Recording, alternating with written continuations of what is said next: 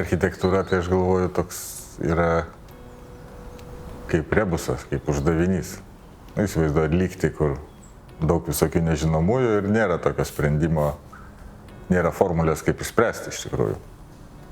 Nes susideda investuotojų, visuomenės poreikiai, architekto ambicijos, vieta, aplinka, daug visokių dalykų ir architektui reikia kažkokiu būdu rasti tą raktą sprendimą. Tai idealiu atveju tai būna meninė idėja, kuri kažkaip suvaldo visas tas problemas, surikiuoja, sudeda į kompaktišką tokį organizmą, o turbūt šiaip žmonės, jie įsivaizduoja architektūrą, tai visų pirma forma.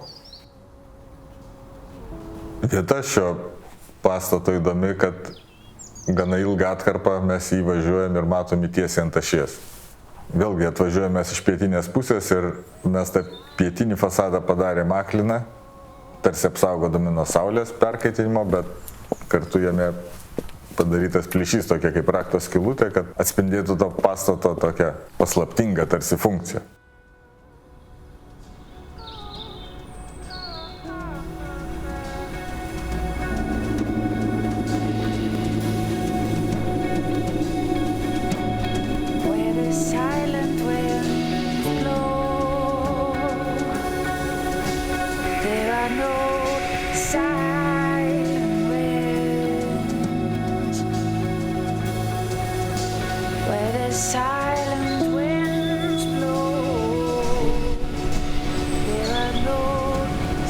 Kontūro galimybės labai ribotos, aukštis, plotas, viskas labai buvo apibrėžta.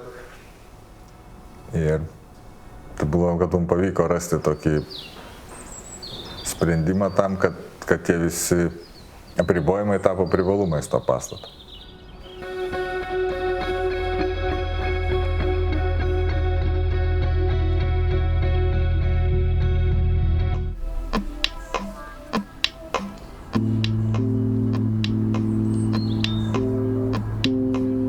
Fasado reljefas atsiranda, kuris saulėje kintant išryškėja.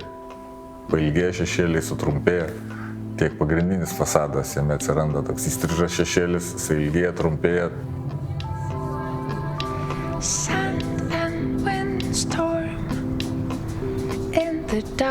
Kaip kokiam, aš nežinau, išradėjui sukurti kokią mašinytę, kuri važiuoja, tai ir architektui.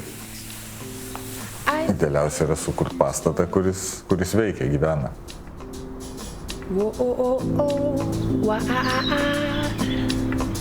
City lights and joy.